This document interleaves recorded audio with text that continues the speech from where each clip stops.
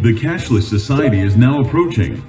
What is a cashless society? What does it actually mean in a literal or high-level sense? Money will become like these, relics of a different age, and will only be found in places like this. In other words, hard cash will disappear. It will become electronic, transferred by things like these. Then Tracy is in Beijing to show us what a nearly cashless society actually looks like. Ben, good morning. Mobile payment transactions in China reached a cumulative total of 277.4 trillion RMB in 2018, ranking #1 in the world, according to the recently released statistical report on internet development in China. As of June 2019, online payment users in the country reached 633 million. The Cashless Society is now approaching. When's the last time you paid with cash? Well, chances are cash has taken a backseat to the plastic in your wallet and smartphone pay apps. Denver 7's Ryan Luby explains the digital pay revolution and why not everyone is on board. The cashless society, the cashless society. The cashless society.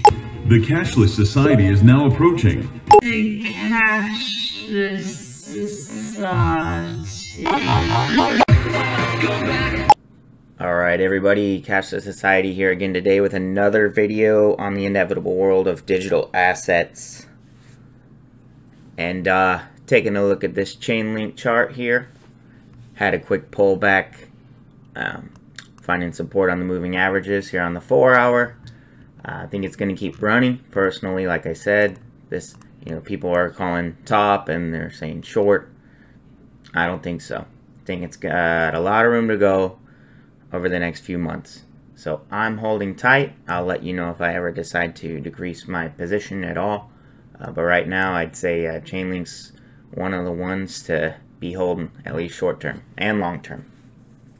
Secondly, concerning Chainlink, had a couple people in the comments talk about how Chainlink is a scam and that I shouldn't be talking about it and I need to do more research and this and that. So first and foremost, you're going to see this come up in crypto a lot. I'm not sure if you've been here, how long you've been here, but it's called FUD, right? Fear, uncertainty, and doubt. You will see articles pop up like this all the time that are, the articles themselves are scams, talking about, talking a project down. And the one I'm referencing is this document that came out a couple days ago. Even prominent figures in crypto like Tone Bays, this guy's an idiot in my opinion, but he's a genius, pure genius, right? Because he says his experience in crypto space allowed him to have the same conclusion a year ago on Chainlink after 10 minutes of research, and only anonymous irrelevant trolls will object. Well, turns out that the document by Zeus Capital was a fraud itself. So this 59-page document came out talking about Chainlink is a scam, this and that about Chainlink, potential downside potential of 99%. Jesus. Yeah, so this really well put together report, came out a couple days ago talking about how Chainlink is a scam, pretty much. As you can see here,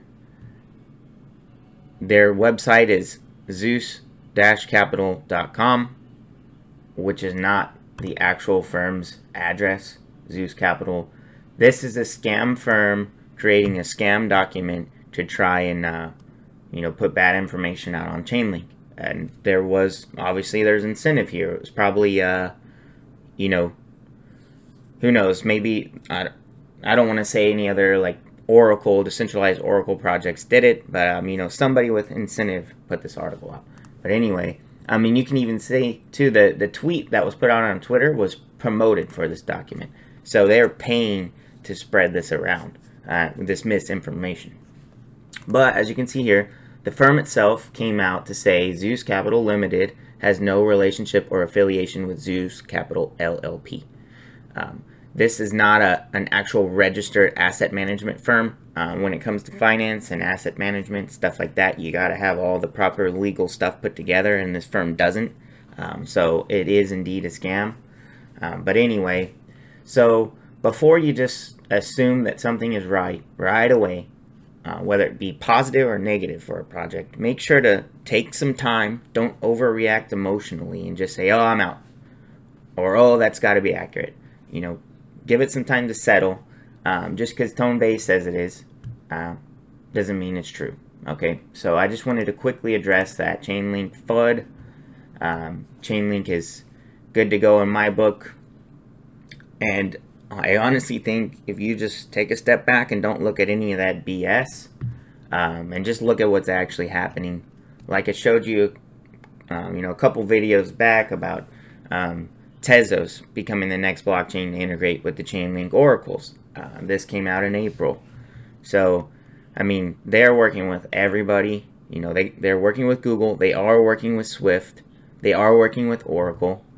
They're using Polkadot is using their oracles, and now Tezos. I mean, there's a huge list of this. I'm not going to go over it again. But if every blockchain project is using Chainlink Oracle services, then it's probably legit. And they're not just, this would have been crushed right away if it was a lie. If Chainlink was claiming to be working with Tezos and they weren't, Tezos would have said, no, we're not affiliated. It's just how it works. But they are working with all these companies. So just get past that Chainlink FUD, it's not real. Chainlink is a legit project, and it's being attacked because it's a good project and it's winning. So that's what happens with the ones on top. They always get attacked. Alright, next up, I want to show you this video by the digital asset investor. If you don't already, go ahead and subscribe to him on YouTube. He does a lot of great information and videos on the Ripple and XRP community as a whole. So yeah, go ahead and check him out.